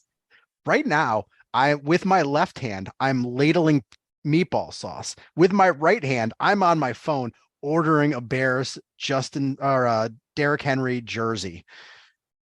You are about to piss away some money. That would be hilarious if I bought a Derrick Henry jersey for the Bears jersey that a team he's never played for. That would be some optimism right there. Yeah, I'll say the way you're talking about it too would not surprise me if you texted me a picture tomorrow. Hey, look what I got. I literally, I'm not above it. I know you're not. I know you're not. That's what scares me. Man. I'm trying to see. The Titans they're not in dire straits with their cap, but it is not a good cap situation. And the Titans have some work to do. It gives them some cap flex. It doubles their cap space by trading away Derrick Henry. And let's see about the Bears. What does it do to the Bears cap space? They were to trade for Derrick Henry.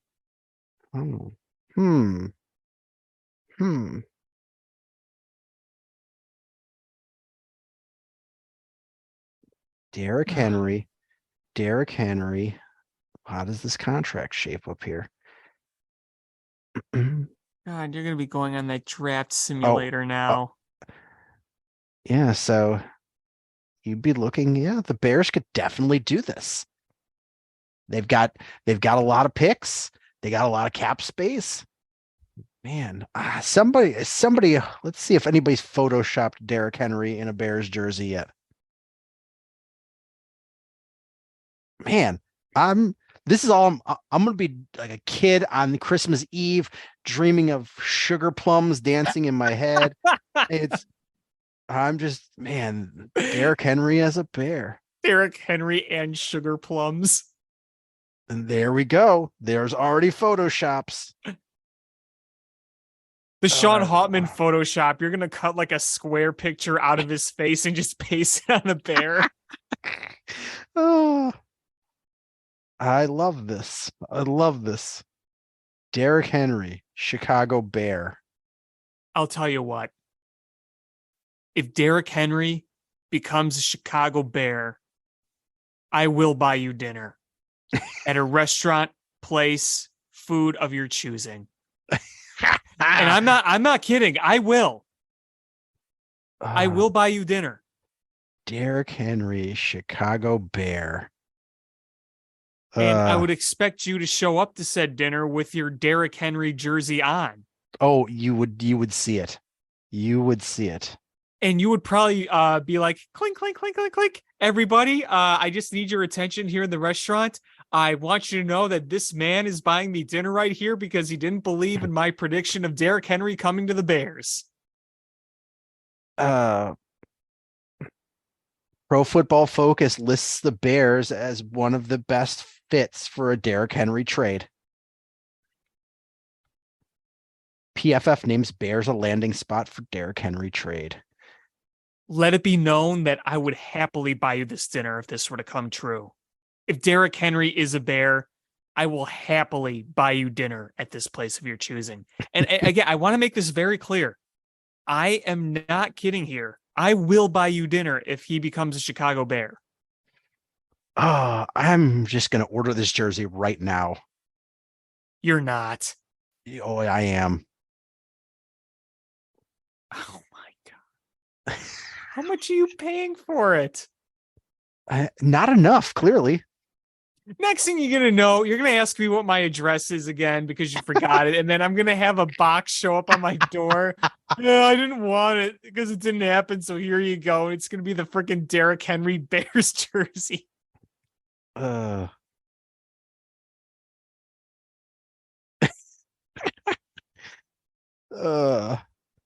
just trying to see if there's been any let's see, is there any retired numbers?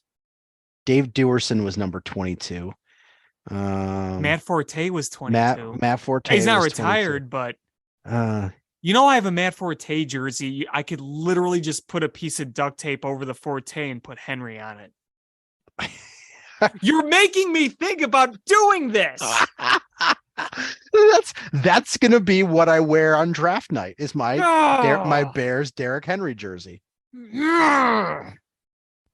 I'm gonna will it to happen. This better happen, man. Because if he doesn't, and you put this idea in my head, I swear, I will get you blacklisted from Donkey Chips. You will never be able to buy Donkey Chips again. Salted or unsalted, green bag or red bag, it doesn't matter. It doesn't matter. Free shipping on all orders over $15 on NFL.com. Good God. Don't mind if I do. I can't believe this. Who would have known that you would be going down this path on our show tonight? Oh, it's going to be a baseball prediction show. Yeah, we did that. We also went down the Derrick Henry path, which means giving Alex ideas and giving him false hope. And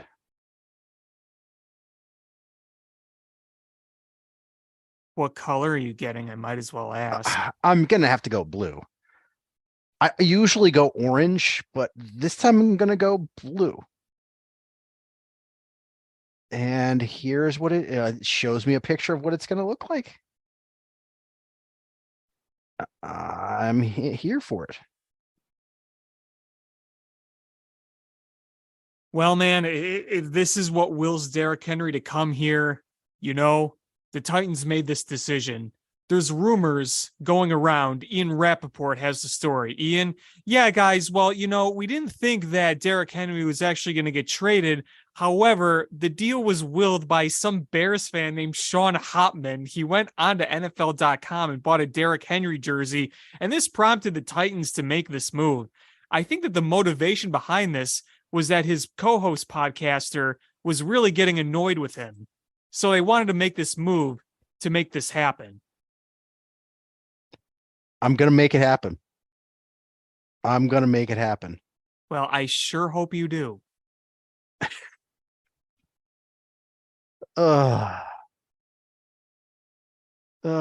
So yeah, Bears, there's still a lot of work left to do.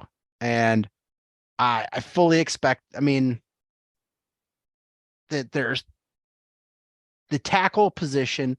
The fact that they need a right tackle is good because there's very limited options for left tackle in this draft. There's a lot of right tackle options. There's a lot of cornerback depth. Don't be shocked if the Bears go cornerback in the first 2 rounds. There's a lot of center depth in this draft, which is good for the Bears. But yeah, I mean, I think they, unless Tyree Wilson or Jalen Carter falls to them, I think they're going to go offensive line in that first pick. And there's still plenty of time left to go in free agency. You're going to see cap casualties. There's still some guys that are on the board, and what's making me laugh is that the Baltimore Ravens, they negotiated one contract with St. Omni, and now they're going to be negotiating another contract with a guy that does infomercials for fitness products. Oh my God. Lamar Jackson needs an agent. Yes, he does. These guys, like, the agent takes like 2%. Pay the agent. Stop being ridiculous. But yeah, I mean, really right now, the Bears, this is a real slow time. You're going to see everything in free agency is going to be slow and trickle in until it's the draft. And then after the draft, because teams, the goal is you fill your biggest holes in free agency, and then you go to the draft. And then after that, whatever holes you couldn't fill in the draft, you then try to fill back in with free agency. Right.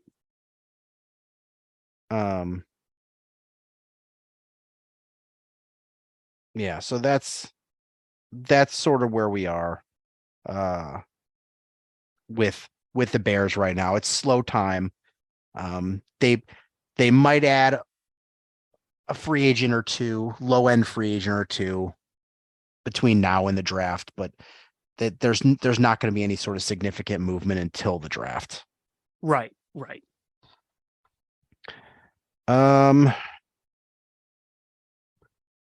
Should we talk a little Blackhawks here? They're tanking. They are totally tanking, and I love it. Yep. Give yourself the best odds. Yeah, I mean, it's having the worst record is so much better odds. And mathematically, the way it works is the first two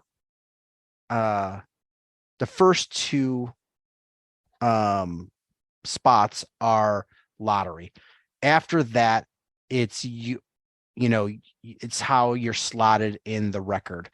So if you're the Blackhawks, right now they're the 3rd worst record in the NHL. So the most likely spot for them to pick is 4th or 5th, because you can only move down 2. But your odds are much higher that you're going to draft 4th or 5th than it is 1 or 2. So that's why it's important for them to tank. Your odds are better of getting the number 1 overall pick. And if you don't get that number 1 overall pick, if you have the worst record, the worst you'll pick is 3rd. Right. And you want one of those top 3 picks. Yeah, at least top 4. Like, you have to be in the top 4. Mm-hmm. So if you're the Blackhawks, you've got to really tank these games. And you've seen Columbus win a couple games here, and things are really starting to heat up as far as this competition for the tank job. Yeah, it looked a little grim a week or so ago for the Blackhawks. Yeah, I mean, right now the worst 4 teams are locked. we know who the worst 4 record is going to be. It's going to be San Jose, Columbus, Chicago, and Anaheim. Montreal is like 10 points better than Anaheim, who's the 4th team. So it's going to be that order. But, the fact that you could be in one of those 4 and fall out of the best 4 players is tough. So right now, San Jose, Columbus have 53 points. The Blackhawks have 54. So it's really coming down to the wire here. Yeah, this is going to be big these next few weeks. Absolutely. And they're on a bit of a losing streak right now, so you've seen a few games where they play hard, but then things kind of fall apart late. You saw it against the Wild. You saw it tonight against Vancouver. So, it's kind of the ideal situation. You're seeing Lucas Reichel do a few things. You're seeing some decent competition throughout parts of the game, but, at the end of the day, you're not getting any points and hurting your draft odds. So the last few weeks, the last week or so has gone much better for the Hawks in terms of tanking. Hate to say it, but it's true. Yeah. And the crazy part is Columbus had this wrapped up, and now they're the one with a game in hand. Goes to show how much it changes, because we were pretty down on our odds last week. I'm still not high on the odds for the Blackhawks, but it's better than it was. And Columbus, the fact that now they're the one that has an extra game over the Blackhawks and San Jose. Wouldn't that be crazy if they pulled the Texans and just won that last game and knocked themselves out of the worst odds? Yeah, that would be crazy. Yeah. So Columbus has 10 games left. The Blackhawks and San Jose have 9 games left each. And so this is really coming down to the wire here. I follow this one website that it mathematically plays out these games and figures out what statistically it's going to look like the number of points each team is going to have. And it has San Jose ending up with the worst record and the Blackhawks as the 3rd worst. And with the which would likely put the Blackhawks either the 4th or the 5th pick in the draft. Yeah. Which, looking at the odds now, would seem to align pretty much right on. Just looking at where the teams are, the odds make sense, is what I'm trying to say. Right. And that's I mean, you pray if the Blackhawks do not finish with the 1st or the 2nd worst record, you pray that the San Jose or Columbus, if they're not going to win the lottery, that San Jose or Columbus wins it, because then they still get that 3rd pick. Right.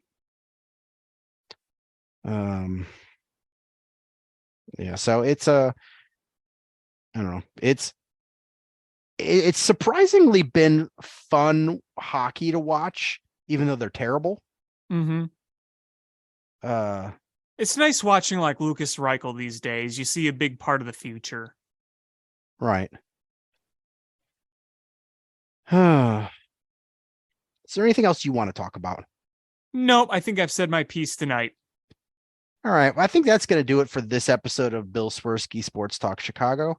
I want to thank everybody so much for listening. Please hit subscribe however you listen to podcasts, whether it's iTunes, Stitcher, YouTube, Google Play, Spotify, etc. Share this podcast with your friends, how we grow the show. Follow us on social media at Swerski Sports, facebook.com/Swerski Sports, SwerskiSports.com, ShyFanPat2 for Alex on Twitter, or AlexanderJPatCreative.com for all the cool stuff that Alex does.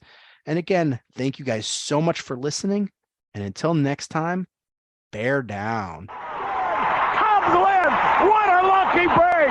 The good Lord wants the Cubs to win! We thank Ditka and God for all they have provided. Cubs win! Cubs win! Cubs win! Oh, I don't want her. You can have her. She's a Packer fan. She can't fit in my van.